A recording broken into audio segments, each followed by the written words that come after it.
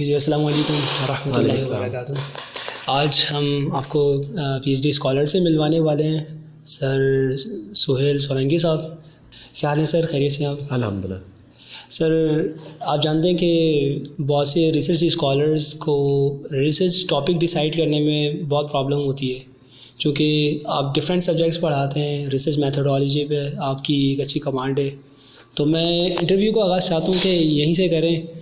आप क्या कहते हैं कि सर रिसर्च की तरफ जाते हुए, टॉपिक की तरफ जाते हुए किन एरियाज़ को टच करना चाहिए? कुछ लोगों के जहन में ये होता है कि रिसर्च करनी है तो उस राइटर पे करें जो कि नेटिव स्पीकर है। तो आप इस हवाले से क्या कहते हैं? Thank you very much first of all. Thank you for having me. Actually जो आप शहबाज सवाल पूछ रहे हैं उसमें सिंपल सा एक चीज़ है। हम first what we need to understand is speciality और area of expertise.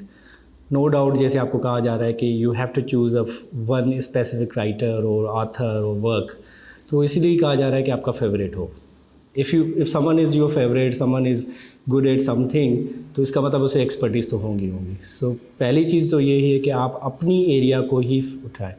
Then area over here के अगर लिंग्विस्टिक का है तो you should go with the linguistic, और someone is from the literature. Then even let's talk about the literature first, कि if somebody is thinking कि literature में ये चीज़ मुझे अच्छी आती है। Some for example, let's suppose take me an example, I feel comfortable with fiction, especially fiction or non-fiction, for example, journalism, all these things.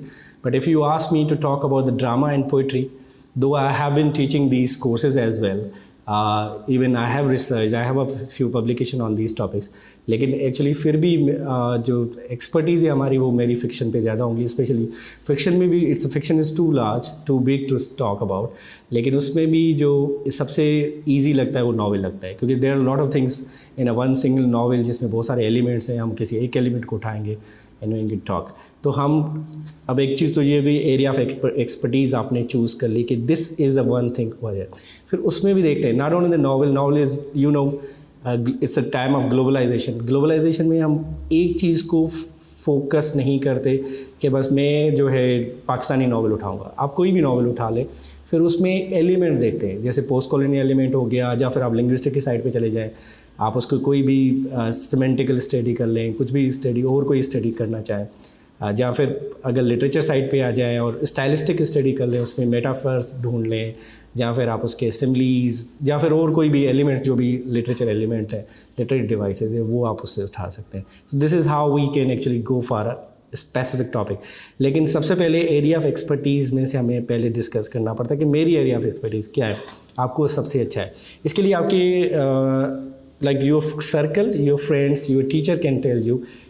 Sometimes कभी हम खुद आइडेंटिफाई नहीं कर सकते, तो आपके वो दोस्त आपको बता सकते हैं, यार we always found you best at this point और दिस टारगेट और this topic.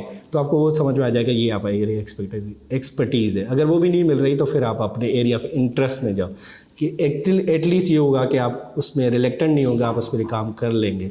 So this is why you have to check your perfect work and you choose your best work. अच्छा सर, यहाँ पर ना एक बात जहन में ये आती है कि अब एरिया ऑफ एक्सपर्टीज़ की तरफ जाना, या जिसमें ज़्यादा इंटरेस्ट है, एरिया ऑफ इंटरेस्ट, जब बच्चा फील्ड डिसाइड कर रहा होता है तो उस वक्त भी वो उसी तरफ जाना चाहता है, लेकिन ये सोसाइटी और उसके पेरेंट्स ये कहते हैं कि नहीं, ट्रेंड इसका चल रहा है। आप क्या कहते हैं, अगर रिसर्च में भी वो एरिया ऑफ इंटरेस्ट को अगर फॉलो करता है तो क्या ये एक्सेप्टेबल होगा इंटरनेशनल कॉन्फ्रेंसेस में, जहाँ कहीं वो जाकर प्रेजेंट करना चाहे?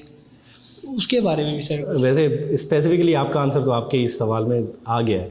You asked about the area of study. आप इसको ही एरिया, आपका अपना एरिया ऑफ स्टडी यहीं बन रहा है, आपका इंटरेस्ट इसी में पैदा हो रहा है। यू वांट टू नो कि लोग ऐसी चॉइस क्यों नहीं कर पाते, या फिर वो चॉइसेस में क्यों नहीं जा सकते।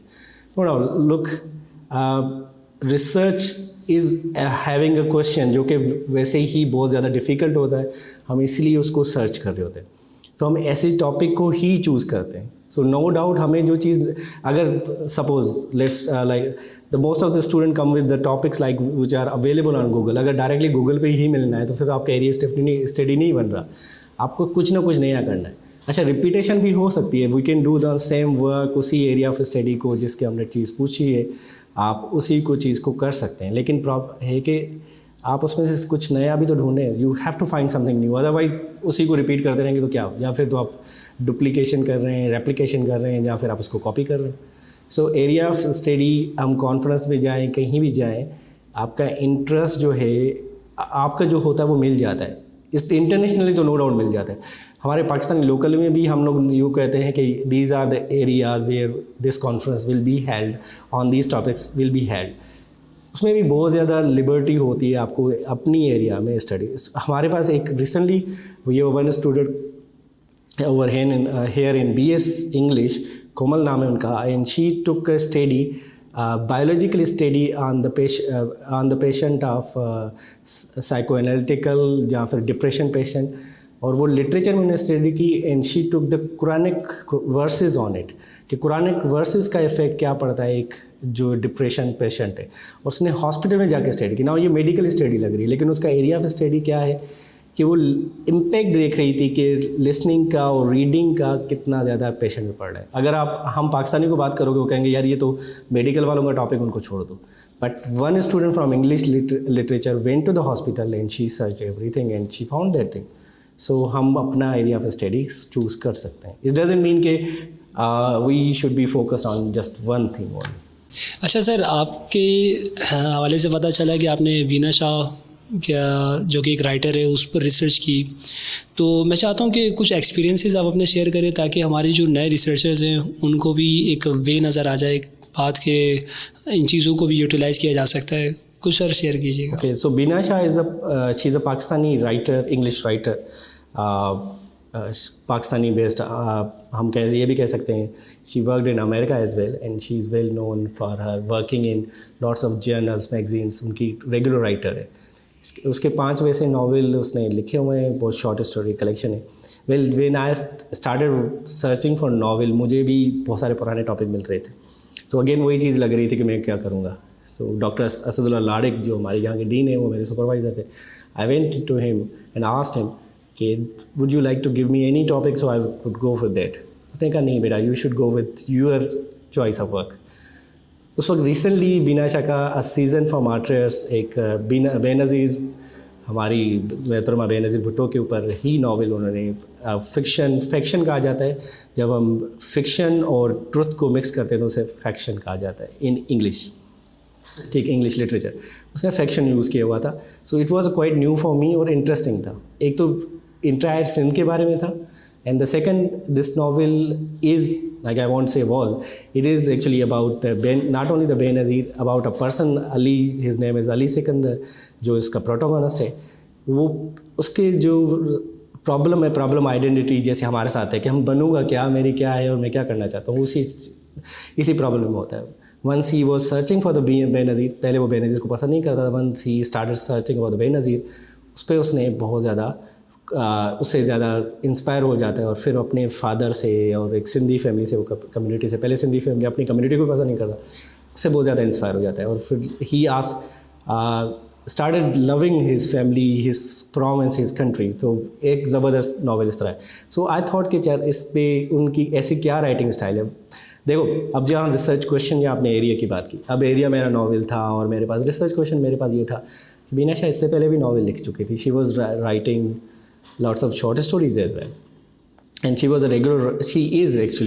is a writer of international newspapers, journals, magazines। तो इसको इसी नावल पे इटली में जाके भी अवार्ड मिला था, और बड़े बड़े जो ऑर्गेनाइजेशन है उसे नॉमिनेट किया था। तो ऐसे क्या है इस नावल में? So that was a question for me, that was the thing which actually was in my mind. एक सवाल बन के आया कि ऐसा इस नावल में क्या है। तो उसी की राइटिंग टेक्निक्स को मैं कैसे, कौन से एलिमेंट्स या डिवाइसेस उसने यूज़ किए हैं जो इसको डिफरेंट बनाते हैं। Story is not one part of this novel, और भी बहुत सारी चीज़ें होती हैं जो उसमें। सो उसको सर्च करते हुए इट वॉज़ वेरी न्यू। वही जो कहते हैं न्यू टॉपिक ना लो, प्रॉब्लम हो गया आपके लिए। मेरे साथ भी ऐसा है, और मैं अपने दोस्तों में बदनाम इतना हो गया था कि समोसों के पेपर में भी जो कुछ मिलता था कहते रिसर्च कर रहे हो। So it was all about reading, कि आप पढ़ते रहे हो, इधर उधर से सर्च कर रहे हो, और उसकी राइटिंग के बारे में जितना जाना, and then it was learning, all learning. दो I won't say it's a perfect work, लेकिन बहुत कुछ सीखा। एंड आई फाउंड कि बीना Shah is one of the best writers of Pakistan, और still I am doing my PhD, और उसमें भी मैं बीनाशा को पिक किया and I am doing stylistic study of her work. So I hope कि I would find something new in it इंशाल्लाह.